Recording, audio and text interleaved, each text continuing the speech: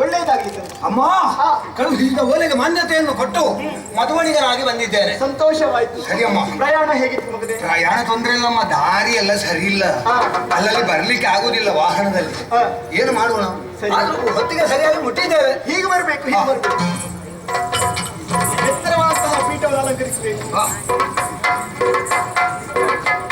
ಇದಿಷ್ಟೇ ಇದಕ್ಕಿಂತ ಎತ್ತರ ಉಂಟು. ಇವತ್ತಿಷ್ಟೇ ಇತ್ತು. ಅದು ಹೌದು, ಪುರೋಹಿತರಿಗೆ ಬರುವುದಕ್ಕೆ ಹೇಳಿದ್ದೇನೆ, ಯಾಕೆ ಬರಲಿಲ್ಲ ಇವರು?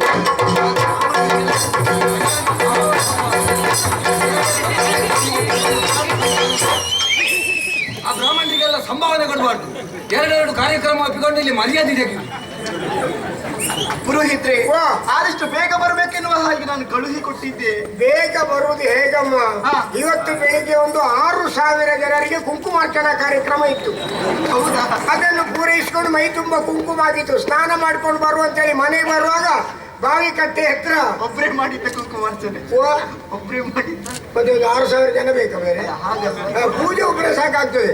ಹಾಗೆ ಬಾವಿ ಕಟ್ಟೆ ಹತ್ರ ಬರುವಾಗ ಕೊಡಪಾನ ಮಾತ್ರ ಇತ್ತು, ಹಗ್ಗ ಇರಲಿಲ್ಲ. ಅಯ್ಯೋ ದೇವ್ರ, ಏನಾಯ್ತು? ನಾನು ಹೆಂಡತಿ ತಗೊಂಡೋಗಿ ಕೊಟ್ಟಿಗೆಯಲ್ಲಿ ಇಟ್ಟಿದ್ರು. ಅದ್ಯಾಕೋ? ಶೂದ್ರ ಹೆಂಗಸರು ಕೈ ಹಾಕ್ತಾರೆ ಅಂತೇಳಿ ಅವರು ತಲೆಗೆ ಕೊಡ್ಬೇಕು. ತಲೆ ಇರಿದ್ರಿಂದಲೇ ಕೊಟ್ಟಿಗೆಯಲ್ಲಿ ಇಟ್ಟಿದ್ರು. ಬೇರೆಯವರಾದ್ರೆ ಒಲೆಗೆ ಹಾಕ್ತಿದ್ರು. ಈ ಸ್ನಾನಕ್ಕೆ 6,000 ಜನ ಹೋಯ್ತಿರ? ಸ್ನಾನಕ್ಕೆ 6,000 ಜನ ಹೋಯ್ತಿರ? ಈಗ ನಮ್ಮ ಸಂಭಾಷಣೆ ನಿಮ್ದಲ್ಲ. ಹಾಗೆ ಕೊಟ್ಟಿಗೆ ಹೋಗಿ ಹಗ್ಗ ಇಟ್ಕೊಂಡು ಇನ್ನು ಬಾವಿ ಕಟ್ಟೆ ಹತ್ರ ಬರುವಾಗ ಕೊಡಪನ ಮೇಲೆ ಒಂದು ಕಾಗೆ ಕೂತು ಕೊಡಪನ ಬಾವಿಯೊಳಗೆ ಸ್ನಾನ ಮಾಡದೆ ಬರ್ಲಿಕ್ಕೆ ಆಗ್ತದ? ಅಗತ್ಯವಾಗಿ ಬೇಕಲ್ಲ. ಹಾಗೆ ನಾನು ಹೆಂಡತಿಯನ್ನು ಕರೆದೆ. ಹಗ್ಗದ ಒಂದು ತುದಿಯನ್ನು ಅವರ ಕೈಲಿ ಕೊಟ್ಟು ಮತ್ತೊಂದು ತುದಿಯನ್ನ ನಾನು ಹಿಡ್ಕೊಂಡು ಬಾವಿಗೆ ಇಳಿದು ಇನ್ನೇನು ಕೊಡಪಾನಕ್ಕೆ ಸುತ್ತಿ ಅರ್ಧ ಮೇಲ್ ಬಂದಿದ್ದೀನಿ ಅಷ್ಟೇ. ದಾರಿಯಲ್ಲಿ ಹೋಗೋರು ಯಾರು ಅಮ್ಮ ನಮಸ್ಕಾರ ಅಂದ್ರೆ ಇವನು ಕೈ ಬಿಟ್ಟು ನಮಸ್ಕಾರ ಮಾಡಿದ್ರು. ನಾನು ಎಷ್ಟು ಮೇಲಿದ್ದು ಅಷ್ಟೇ ಕೆಳಗೋದೆ. ಮತ್ತೆ ಕೇಳಿದಂತೆ ಬಾವಿಯೊಳಗೆ ಏನೋ ಸ್ವರ ಕೇಳ್ತಾ ಉಂಟು ಅಂತ.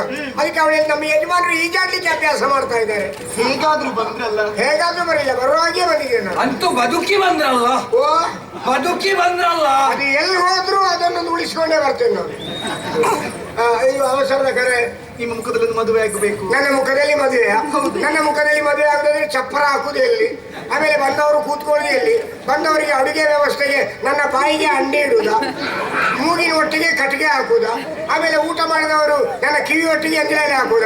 ಎಲ್ಲ ವ್ಯವಸ್ಥೆ ಮಾಡಬಹುದು. ಕೈ ತೊಳೆಯುವ ವ್ಯವಸ್ಥೆಯಲ್ಲಿ ಮಾಡುವುದು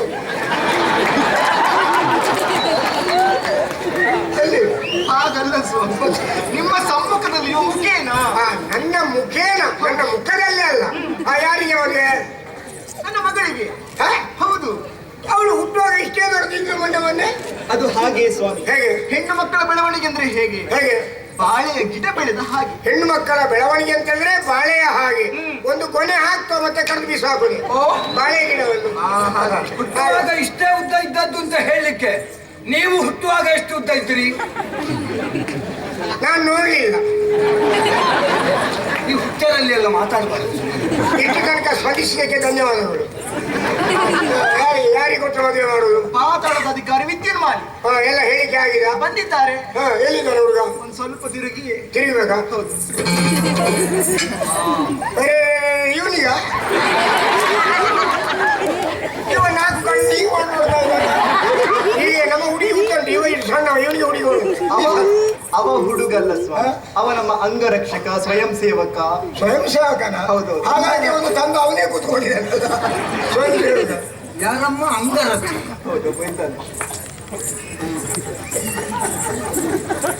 ಇವ. ಈ ಸಣ್ಣ ಹುಡುಗ ಅಂಗರಕ್ಷಕ. ಸುಮಾರು ಜನ ಅಂದ್ರೆ ಅಂಗವನ್ನು ರಕ್ಷಿಸುವವ ಅಂತ. ಯಾರು? ಅವನ್ನೇ. ಆಯ್ತು. ಹುಡುಗ ಯಾರು? ತಿರುಗಿ ಜಾಸ್ತಿ ಆಗಿ ಎಡಕ್ಕ ಬಲಕ್ಕ ಹೇಗೂ ಆಗುತ್ತದೆ. ಕಂಡು ಕಂಡೆ ಕಲ್ಲು ತುಂಡೆ. ಹೇಗೆ ಬದುಕಬಹುದಾ? ಹುಡುಗ ಆಗ್ಬೋದು, ಪಂಚಾಂಗ ಗಟ್ಟಿ. ಮತ್ತೆ ಕಲ್ಲು ತುಂಡು ಕಣ್ಣು ಮುಟ್ಟಿಸಬೇಡಿ. ಹೇಗೆ ಪ್ರಜ್ವಲಿಸ್ತಾ ಇದ್ದಾನೆ ನೋಡಿ. ಈಗ ಸ್ವಲ್ಪ ಹೊತ್ತಲ್ಲಿ ನೋಡ್ಬೇಕು. ಈಗ ಪ್ರಜ್ವಲ ಉಂಟು, ಮತ್ತೆ ನೋಡ್ಬೇಕು. ಉಜ್ವಲ ಚೊಯ್ಯ. ತೊಂದರೆ ಇಲ್ಲ, ಇವತ್ತು ಮತ್ತೆ ಏನಾದ್ರೂ ತೊಂದರೆ ಇಲ್ಲ. ಇದೊಂದು ಮುಗಿದ್ರಾಯ್ತು. ಹೌದು, ಮತ್ತೆ ಪ್ರಜ್ವಲಕ್ಕೆ ಬೇಕಾದಷ್ಟು ಸಿಕ್ಕಿದಲ್ಲ. ಈ ಹುಡುಗ ಸ್ವಲ್ಪ ದುರಹಂಕಾರಿ ಅಂತೇಳಿ ಒಂದು ಪುರೋಹಿತರು ಬರುವಾಗ ಎದ್ದು ಅವರಿಗೆ ಒಂದು ಅಡ್ಡ ಬಿದ್ದು ಒಂದು ಆಶೀರ್ವಾದ ತಗೊಳ್ಳುವ ಕ್ರಮ. ಮದುಮಗ ಅಲ್ವಾ? ಮದುಮಗ ಆದ್ರೆ ಏನಾಯ್ತು? ಇವನಿಗೆ ಬಗ್ಲಿಕ್ಕೆ ಅನ್ಸು. ಸೊಂಟ ನೋವ? ಇಲ್ಲಿ ಬನ್ನಿ, ಇಲ್ಲಿ ಬನ್ನಿ. ನಿಮಗೀಗ ಸಮಸ್ಯೆ ಆದದ್ದೇನು? ನಮಸ್ಕಾರ ಮಾಡ್ಲಿಲ್ಲ ಅಂತ? ಹೌದು. ಏನು ನನಗೆ ಸಂಸ್ಕಾರ ಗೊತ್ತಿಲ್ಲ ಅಂತ ಭಾವಿಸಿದ್ದೀರಾ? ನಾನು ಕೂತದ್ದು ಯಾವುದ್ರಲ್ಲಿ? ಮಾಘಪೀಠದಲ್ಲಿ. ಮಧುಮಗನ ಪೀಠದಲ್ಲಿ. ಆದ್ರೂ ಮರೆತಲ್ವಾ? ಮರತ್ತಾಗ್ಲಿ ಯಾವುದೇ ಆಗ್ಲಿ ಕೂತದ್ದು ಮಧುಮಗನ ಪೀಠದಲ್ಲಿ ಅಲ್ವಾ? ಇಲ್ಲಿ ಕೂತ ಮೇಲೆ ಮತ್ತೊಬ್ಬರಿಗೆ ಕೊಡ್ಲಿಕ್ಕಿಲ್ಲ, ಏನಿದ್ರು ತಗೊಳ್ಳುದು ಮಾತ್ರ. ತಗೊಂಡದ್ದನ್ನು ನಾಳೆ ಏನ್ ಮಾಡ್ತೀನಿ ನೋಡ್ತೀನಿ. ನೋಡಿ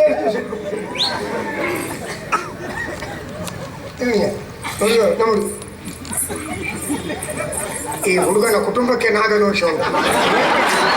ಮತ್ತೆ ಕೂತಲ್ಲಿ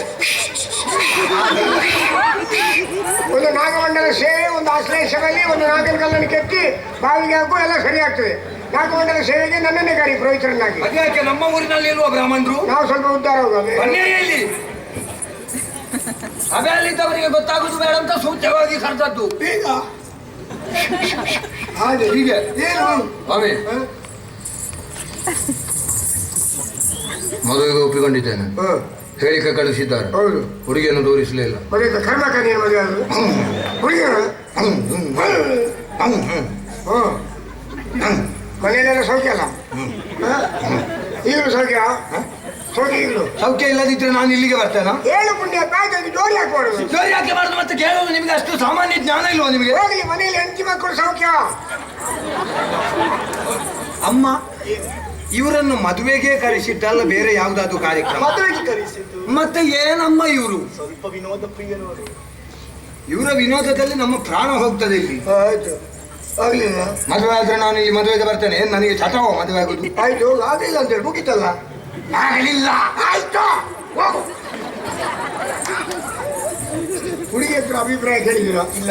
ಮತ್ತೆ ಹುಡುಗಿ ಹತ್ರ ಅಭಿಪ್ರಾಯ ಕೇಳದೆ ನಾನು ಒಪ್ಪಿದ್ರೆ ಆಯ್ತಲ್ಲ. ಮದುವೆ ಆದ್ರೆ ನಿಮ್ಮನ್ನ ಅವಳನ್ನ ಮದುವೆ ಹುಡುಗಿ ಹತ್ರ ಅವಳು ಮೊದಲು ಯಾರಿಗಾದ್ರೂ ಮಾತು ಕೊಟ್ಟು ಪಾಪ ಇವನು ಕುತ್ತಿಗೆ ಕಟ್ಟಿ ಮತ್ತೆ ಏನಾದ್ರು ಹೆಚ್ಚು ಕಮ್ಮಿ ಆಗಿ ಈ ಪುಣ್ಯಾತ್ಮ ಹಗ್ಗ ತಗೊಂಡು ಬೇರೆ ವಿಷಯ.